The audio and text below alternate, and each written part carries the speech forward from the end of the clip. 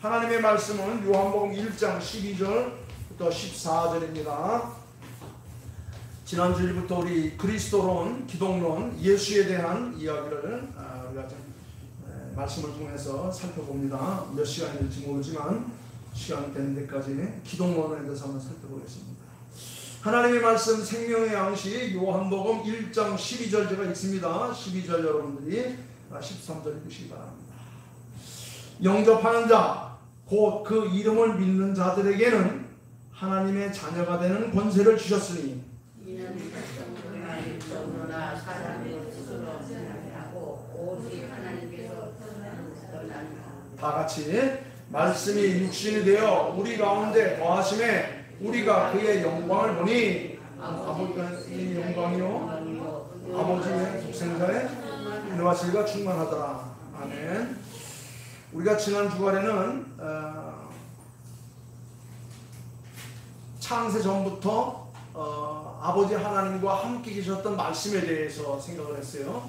태초에 말씀이 계시니라. 이 말씀이 하나님과 함께 계셨으니 이 말씀은 곧 하나님이시나.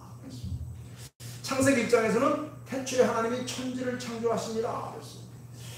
태초에 하나님이 천지를 창조하셨다는 얘기는 하나님께서 인간 세상, 우주의 역사를 창조하셨다는 것. 그건 한마디로 말하면 인간들이 살고 있는 시간과 공간을 창조하셨다는 거죠. 그러니까 하나님은 시간과 공간 너머에서 시간과 공간 속에 살고 있는 인간들을 지켜보고 계시는 거예요.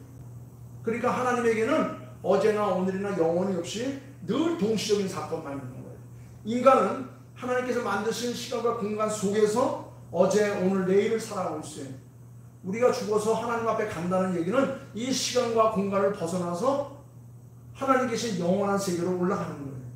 이거를 사도행전 1장에서 예수님께서 승천하시면서 보여주었고, 변화산에 올라가셔서 모세하고 엘리야를 불러들여서 그 변화된 모습으로 시간과 공간의 제약을 받지 않는 그 영원한 세계의 모습을 우리에게 보여주었어요. 우주 만물이 창조되기 전부터 하나님 아버지와 함께 계셨던 그 말씀이 사람이 되셔서 역사 속으로 오신 분이 바로 예수님. 그분이 바로 인간의 몸을 입고 오신 예수 그리스도라는 겁니다. 그것은 마태복음 1장 18절에서 이렇게 말합니다. 마리아가 성령으로 잉태된 것이 나타났더니 그랬어요.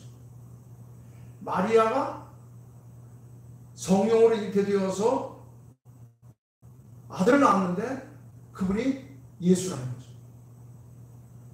또 오늘 본문 말씀 보니까 1장 14절 말씀 보니까 말씀이 육신이 되어 우리 가운데 거하심에 라고 그랬어요. 말씀이 육신이 되어서 우리 가운데 거하셨다. 성경은 이렇게 말합니다. 아브라함의 후손이요 다윗의 가문이요 한 여인의 후손으로 이 땅에 오신 예수님, 의심할 것 없이 틀림없는 인간으로 이 땅에 오신 분이다.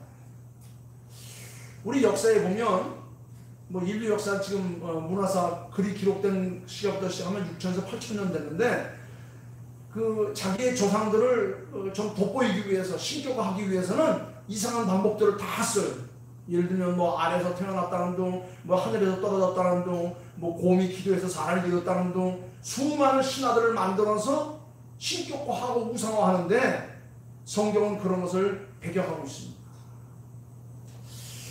요새는 남자와 여자가 직접적인 관계를 하지 않고도 아이를 만들어내는 그런 기술이 발명이 됐어요. 이걸 우리는 인공수정이라고 그러죠. 인공수정. 그러나 어떻든지 간에 정자와 남자가 만나야만 분명히 생명체가 탄생할 수가 있어요. 그런데 성경에 나타난 예수님의 탄생은 동정녀 마리아에게서 탄생하셨다 그랬어요. 동정녀 마리아에게서. 예수 잉태의 탄생은 우리 인간들과 다르다는 것을 보여줍니다. 다만 마리아의 몸을 빌어서 성령으로 잉태되었다는 것. 인간으로 나신 예수님은 분명히 인간이 되셨어요. 그런데 인간의 유전과 관계없는 출생이 되었습니다. 그 그리스도의 탄생을 우리는 가리켜 초자연적인 탄생이라는 겁니다.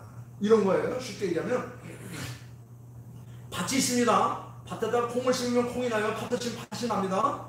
그걸 아무리 인간을 조종을 해서 해도 그 씨를 심은 것에 나게 돼 있어요. 그냥 그거를 우리 사람에다 비하면 여자는 밭이고 남자는 씨예요. 인류의 모든 후손들은 다 아담의 씨로 말미암아 여인의 몸을 비워서 이 땅에 온 아담의 후예들이에요. 그런데 밭은 같은 밭이지만 씨는 본격적으로 다른 씨가 있습니다. 성령으로 말미암아 이 땅에 오신 예수. 그래서 이걸 신학적으로는 원죄 오염으로부터의 탈피를 위해서 동정녀 마리아의 탄생. 그래서 신앙 고백을 할 때 가장 중요한 게 뭐냐면 동정녀에게서 나시고, 이걸 빼면 안 돼요. 동정녀. 수많은 신신학자들이 어떻게 남자와 관계하지 않고 아이를 낳을 수 있느냐? 그러니까 이거 한 글자만 고치면 된다. 동정녀라고 하지 말고 여인이라고 하자. 처녀라고 하자. 동정녀라고 하자. 그 다음에 여인이라고 하자. 뭐 여러 가지 말이 많겠지만, 그러나 우리 신학을 하는 오직 하나님의 사람들은 동정녀 마리아를 주장할 수밖에 없는 이유가 바로 여기 있는 거예요. 예수 그리스도는 분명히 인간이 되셨지만은 인간의 유전과는 전혀 관계없는 출생으로 이 땅에 오신 초자연적인 출생이시다. 그래서 성령으로 말미암아 잉태되어 이 땅에 오신 그분이 곧 예수 그리스도, 그분은 곧 하나님이셨다는 거예요. 인간의 세계 그 너머에 계시던 분이 구원 사역을 위해서 인간 세계로 들어오기 위한 방법이 바로 뭐냐면 마리아의 몸을 빌어서 이 땅에 오신 거죠. 그는 보통 사람들이 부모의 유전을 받아 혈육으로 태어나듯이 탄생되시지 않았기 때문에 아담과 하와로부터 전해오는 죄와는 전혀 상관이 없는 거예요. 그래서 히브리서 4장 15절 말씀에 이렇게 증언하고 있습니다. 모든 일에, 즉 예수 그리스도는 모든 일에 우리와 한결같이 시험을 받은 자로되 뭐가 없다? 죄가 없다고 그랬어요. 죄가 없다. 다시 말하면 예수 그리스도는 사람이 되셨지만 죄 없는 사람이 되신 거예요. 왜 죄 없는 사람이 되었는가는 조금 이따 설명하겠습니다. 물론 여기에 죄는 아담 때부터 전해오는 원죄와, 그리고 그 원죄가 씨앗이 되어서 스스로 생활 속에서 범하는 자범죄, 이런 죄. 그러니까 인간의 몸을 입고 이 땅에 오신 예수 그리스도는 성령으로 잉태되었기 때문에 그분은 사람이지만, 인간이지만 그에게는 본질적인 죄, 그 원죄나 자범죄는 있지 않다, 이렇게 말합니다.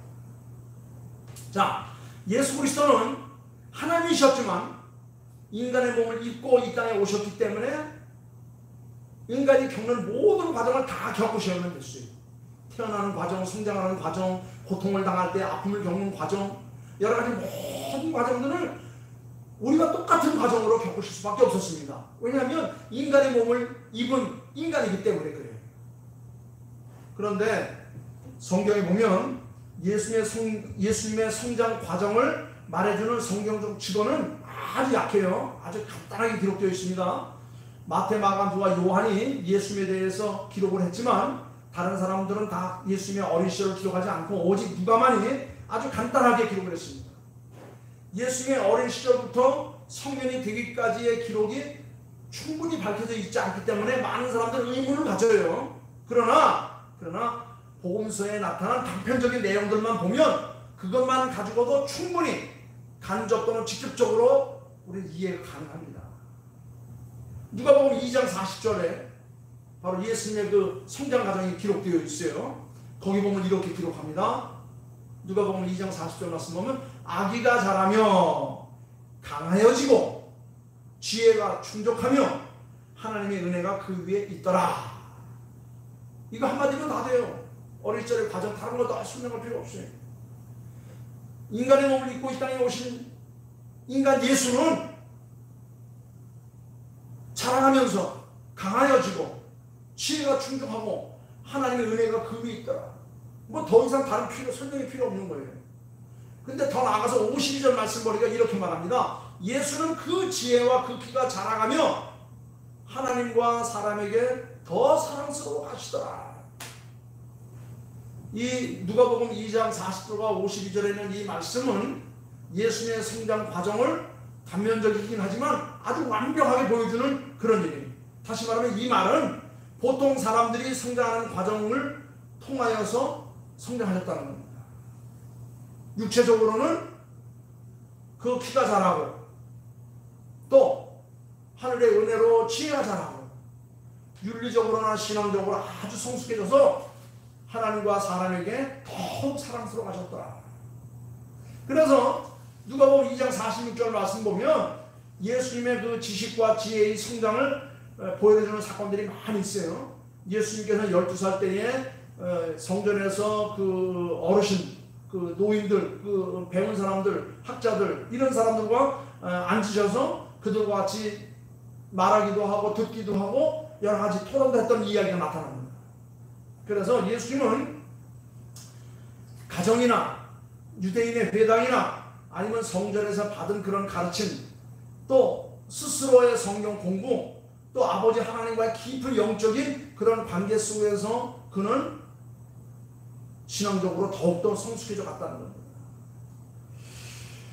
예수 그리스도는 인간들이 성장하는 데 거쳐야 하는 모든 과정을 똑같이 공부하고 가르치고 사색하는 이런 것들을 똑같이 교육을 받고 그 당시에 모든 수준에서 똑같은 과정을 다 겪으신 분이에요.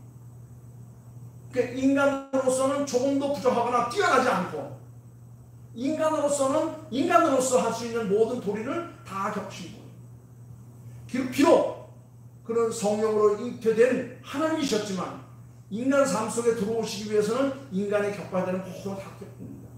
안 잡수시면 배고팠습니다. 일을 하셨으면 힘드셨습니다. 슬픈 일을 보시면 괴로우셨습니다. 아픈 일을 보면 주여 할만하시는 이 잔을 내게서 옮기게 주옵소서라고 인간적인 하소연까지도 하셨습니다.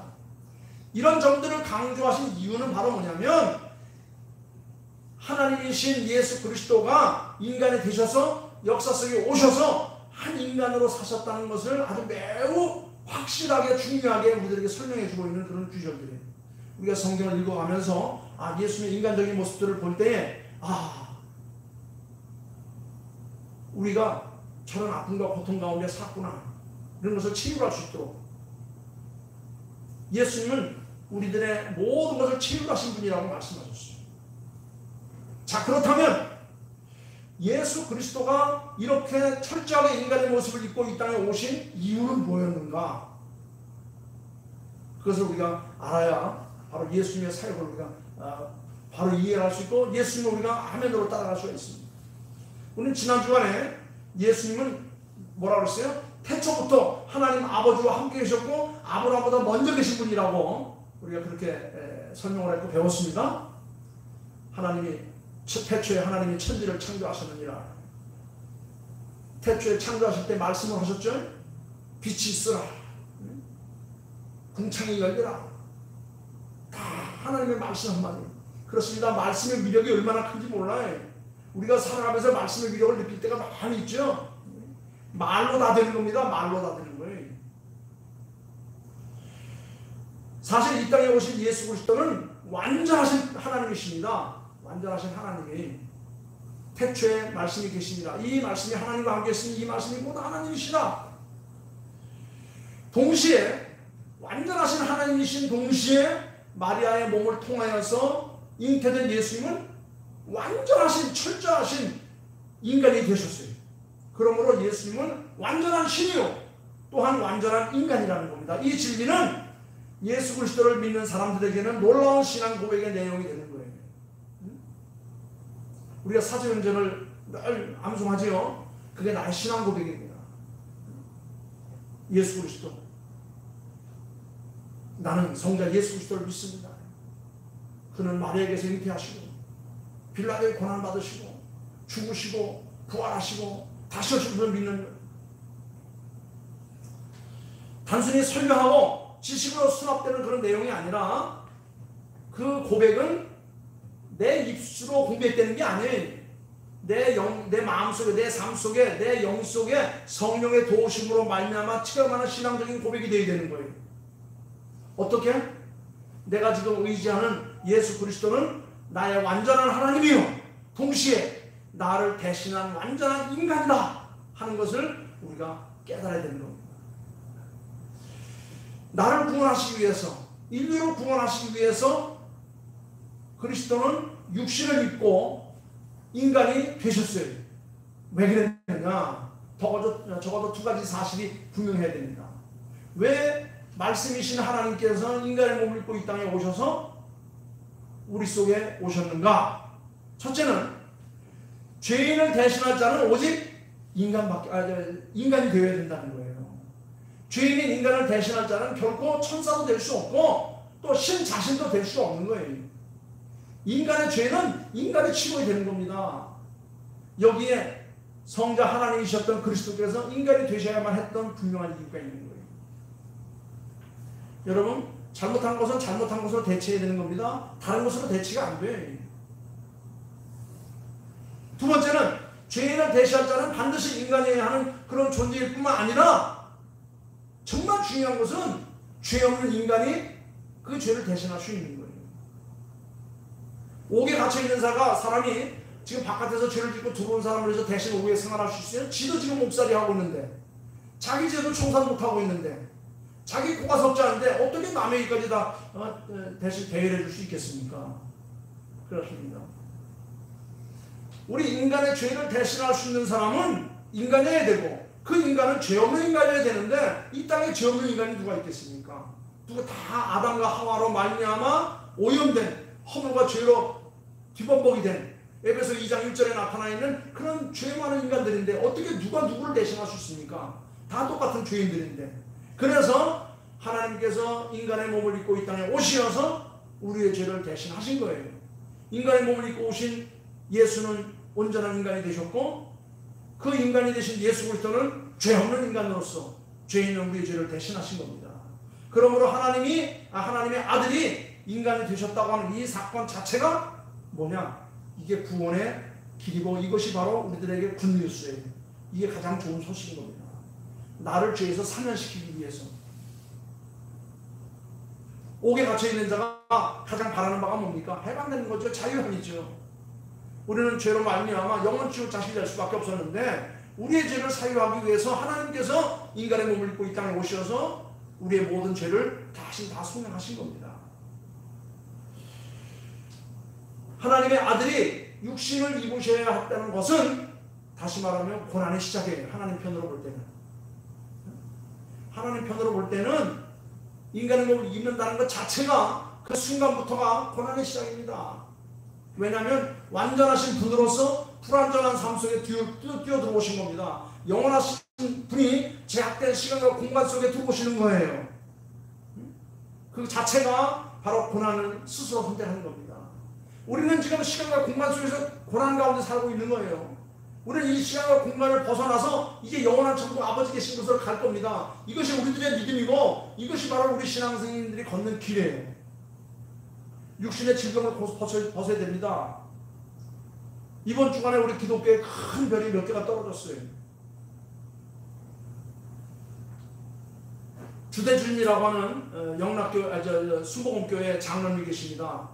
저보다 한 살 위에요. 주대준 장로라고. 이분은 53년생인데 태어나서 얼마 있다가 부모님을 잃었어요. 그래서 고아원에서 자랐습니다.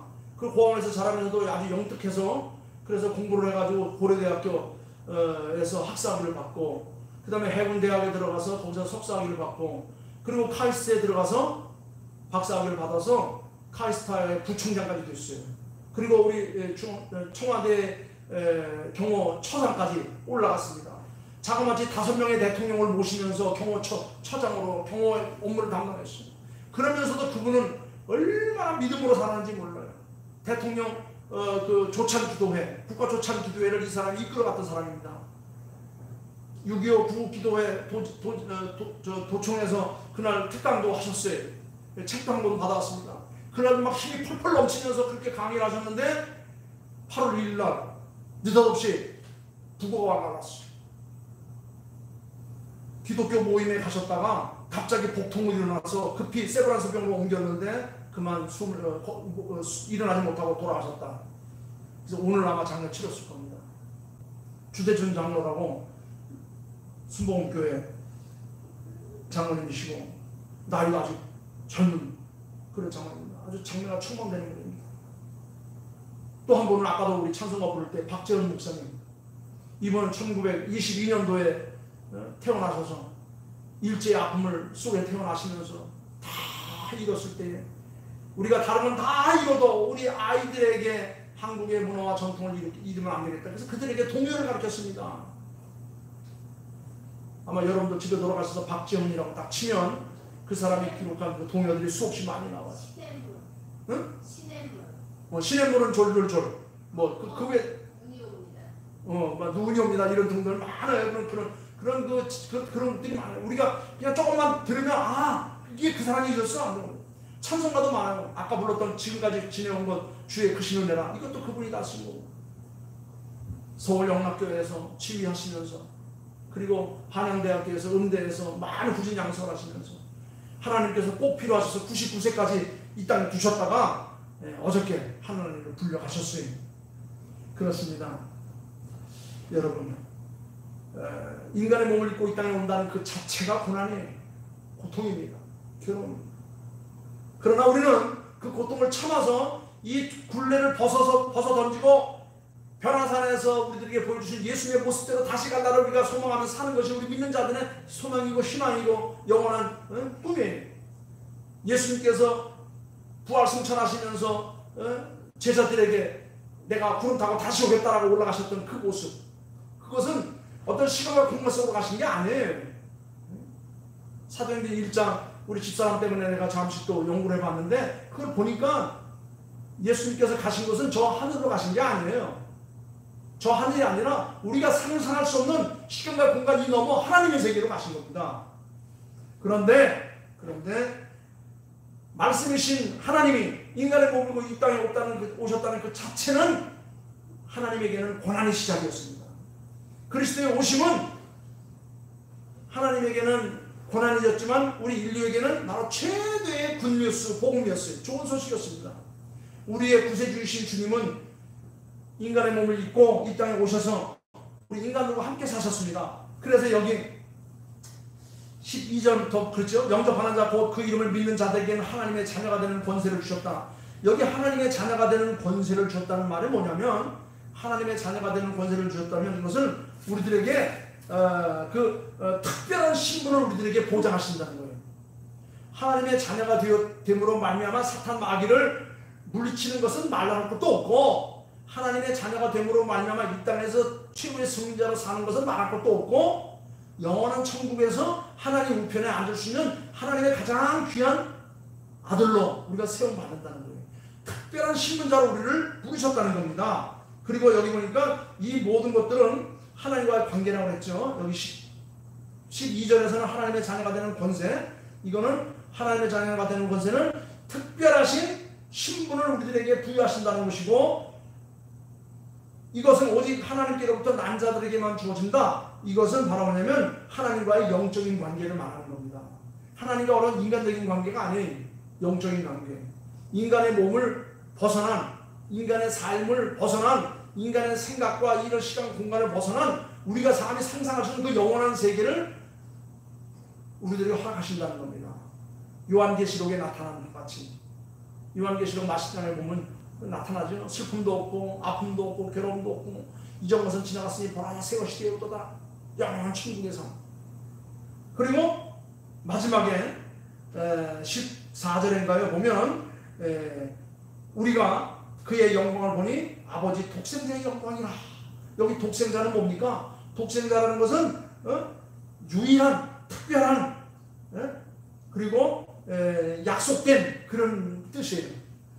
독생자의 영광이란 하나님께서 약속된 그런 영광을 우리들에게 보여주신다. 그렇습니다. 이제 우리는 인간의 몸을 입고 이 땅에 오신 예수 그리스도가 우리 가운데 거하신다는 것 자체만으로도 우리에게 큰 축복이에요. 말씀이 육신이 되어 우리 가운데 거하시네. 우리가 그의 영광을 보니 아버지 독생자의 영광이요 은혜와 진리가 충만하더라.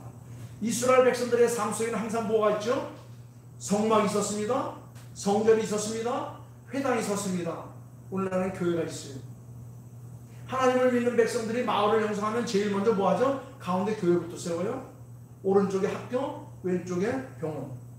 그리고 그걸 중심으로 해서 마을을 형성해 가요.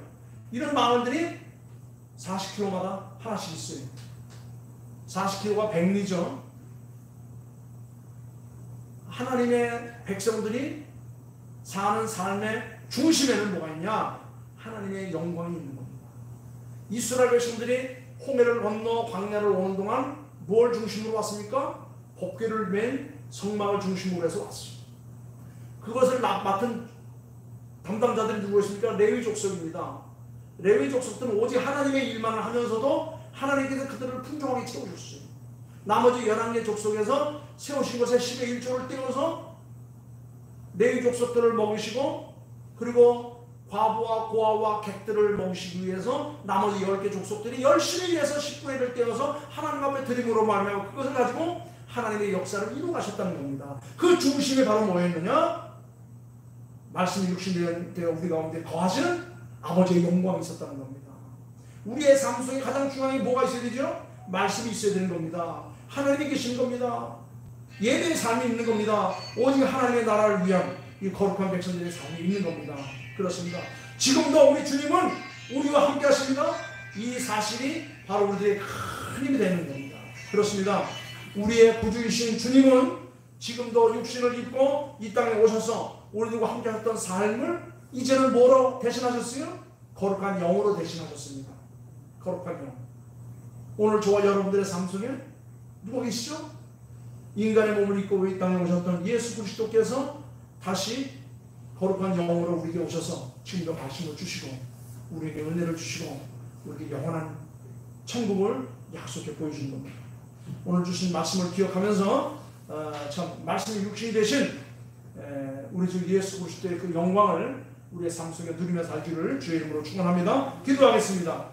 아버지 하나님 감사합니다. 예수 그리스도를 이 땅에 보내주셔서 우리의 구세주가 되게 하신 것을 깨닫고 믿고 알게 하시니 감사합니다. 찬양과 영광 되시길 바랍니다. 아버지 하나님, 이제 인류를 구원하기 위해서 하나님에게는 고통이지만 고난이지만 우리를 위해서 복된 소식을 안고 이 땅에 오셨습니다.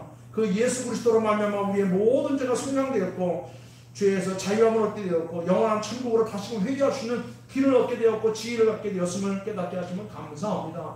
너무나 더욱더 말씀이신 예수 그리스도를 따라 이제는 성령의 역사 가운데 더욱더 하나님의 영광 가운데 사는 저희들 되게 하여 주시옵시고 우리의 삶 중심에 하나님의 말씀을 모실 수 있는 그런 삶이 되게 하여 주시옵소서. 감사하오며 우리를 구원하기 위해 이 땅에 오신 우리 주 예수 그리스도를 받들어 기도하옵나이다. 아멘. 아멘.